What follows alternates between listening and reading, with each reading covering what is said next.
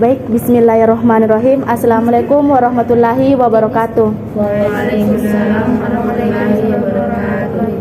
Terima kasih atas kesempatan teman-teman dan kakak-kakak yang menyempatkan waktunya dalam mengikuti kultum yang sesingkat ini. Pertama-tama, marilah kita panjatkan puja dan puji syukur atas kehadirat Allah Subhanahu wa Ta'ala yang telah memberikan rahmat dan hidayahnya sehingga kita dapat berkumpul di tempat ini dalam keadaan sehat walafiat. Selawat serta salam tetap tercurahkan kepada baginda kami Nabi Muhammad SAW yang telah membawa kami dari alam kegelapan dan menuju alam yang terang menderang. Pada kesempatan kali ini, saya akan membahas mengenai yang namanya tahara. Dapat kita ketahui bersama bahwa tahara itu merupakan suatu cara dapat kita ketahui bahwa tahara itu adalah suatu yang bersuci. Artinya, sebelum kita menjalankan yang namanya ibadah, kita harus mewajibkan untuk membersihkan diri, terutama pakaian, tempat, agar ibadah yang kita jalankan itu dapat diterima Allah Subhanahu wa Ta'ala dan sah. Dan pun ada ada 3 cara untuk bersuci. Yang pertama itu wudu, tayamu, dan mandi. Namun di sini saya akan lebih menjelaskan yang namanya itu mandi, terutama untuk kita yang perempuan yang namanya mandi wajib. Kita ketahui bahwa mandi itu merupakan proses mengalirkan air ke seluruh tubuh untuk menghilangkan yang namanya hadas besar. Dan adapun hal-hal yang mewajibkan seseorang melakukan yang namanya mandi wajib. Yang pertama itu keluarnya air mani setelah junub. Namun ada beberapa pendapat yang mengatakan bahwa apabila seseorang telah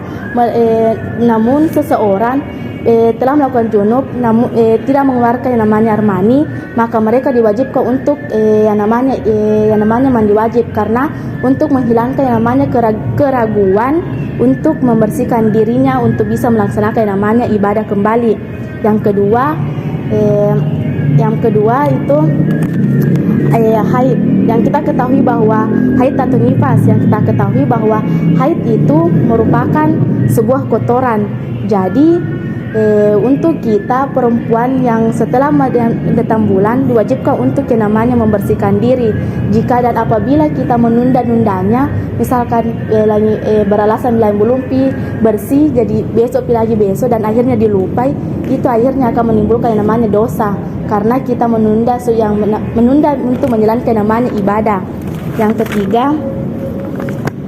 Yang ketiga itu bertemunya alat kelamin perempuan, yang artinya maksudnya di sini walaupun hubungan suami istri tidak mengeluarkan mani, mereka harus diwajibkan namanya mandi wajib, karena dalam artian karena mereka sudah bersetubuh. Yang ketiga, adapun cara-cara untuk yang namanya mandi wajib. Yang pertama itu kita harus berniat dulu, tapi niatnya itu harus yang hadas besar, karena kalau misalkan niatnya cuma untuk mandi wajib setelah haid itu dalam artian sempit. Jadi kalau misalkan mau niat membersihkan diri, harus yang hadas besar supaya dalam artian luas bisa membersihkan seluruh tubuh. Yang kedua itu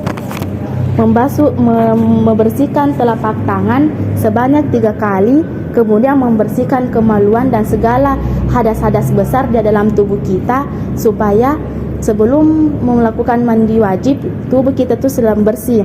Yang ketiga, setelah tangan yang kita pakai membersihkan badan kita dari hadas dan kotoran itu wajib dibersihkan kembali, supaya sebelum melaksanakan yang namanya mandi wajib harus bersih. Jadi harus dicuci tangan terlebih dahulu.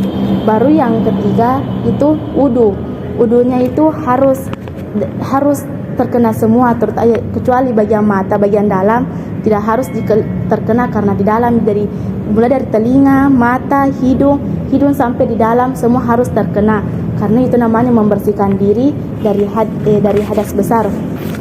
Setelah itu menguyurkan air ke seluruh ke samping badan terutama itu yang sebelah kanan dulu kita bersihkan sebanyak 3 kali, mulai dari ujung kepala sampai ujung kaki, dan menyela-nyela rambut supaya, dan rambut itu yang bagi perempuan untuk diuraikan supaya semua terkena air, supaya meresap semua ke dalam. Dan setelah 3 kali barulah kita pindah ke sebelah kiri dengan cara yang sama pada saat sebelah kanan. Setelah itu, setelah kita bersih, barulah kita pakai sampo, pakai sabun. Karena ada juga orang nak kasih sambunyi, pakai sampo baru pakai sabun baru mandi wajib. Sebenarnya tidak bisa. Sebenarnya harus dulu mandi wajib, bersihkan semua cara-caranya, baru mandi wajib. Karena mandi wajib itu namanya juga membersihkan diri dan harus besar, tidak boleh dicampurkan dengan mandi biasa dengan mandi wajib. Karena kalau begitu tidak ditahu nanti yang mana nih dibilang mandi wajib, yang mana mandi biasa. Baru adapun hadis yang menganjurkan untuk kita mandi wajib itu dalam surat An-Nisa ayat surat Al-Maidah ayat adapun hadis yang menganjurkan kita untuk bertahara pada surah Al-Maidah ayat 6, yang dimana artinya, wahai orang-orang yang beriman, apabila hendak kamu melaksanakan yang namanya ibadah, hendaklah kamu membasuh muka dan tanganmu sampai kedua sikumu, dan sapulah kepalamu, batinmu sampai dengan kepala dan ujung-ujung kakimu. Dan jika kamu jatuh maka dan berwudulah, dan jika kamu sakit atau dalam perjalanan atau kembali dari tempat buang air, maka hendaklah, dan kau menyentuh perempuan, makalah bertayamulah dengan tanah untuk bersih supaya mukamu dan tanganmu dengan bersih. Allah tidak hendak menyulitkan kamu, tetapi Dia hendak membersihkan kamu dan menyempurnakan nikmatnya bagimu supaya kamu bersyukur. Jadi intinya bertahara itu wajib untuk bagi kita sebelum yang menjalankan namanya ibadah. Karena tahara itu bukan persoalan kecil apabila ingin kita menjalankan namanya ibadah. Karena apabila kita belum mengetahui aturan mandi wajib yang benar, maka percuma kita menjalankan yang namanya ibadah.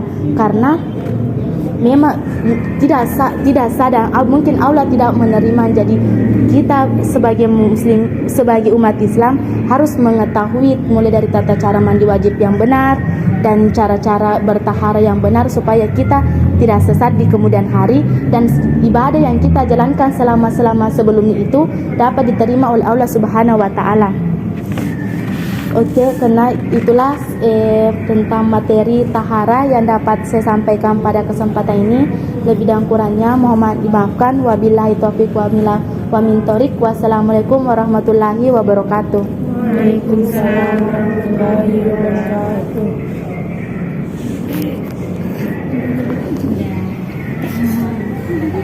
Sini Kak, kasih Kak, kasih Kak.